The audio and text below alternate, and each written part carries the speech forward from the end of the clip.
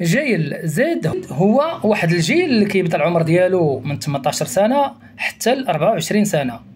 وراه هذا الجيل هذا غالبا تولد يعني من 97 حتى ل 2012 حتى ل 2015 حسب التقديرات. فهذا الجيل هذا هو يعني ترعرع في الانترنت وترعرع في الفضاء الرقمي وفي مواقع التواصل الاجتماعي، وكيعرف كيفاش انه يستخدمها. وهذا الجيل هذا كتوصلوا يعني المعلومه بواحد السرعه، يعني وكيعرف يقلب عليها كذلك بواحد السرعه. وكذلك الذكاء الاصطناعي كذلك انه الان انه كيستخدموا بواحد الشكل كبير. وهذا الجيل هذا يعني سريع، يعني سريع التفكير، مختصر في الكلام.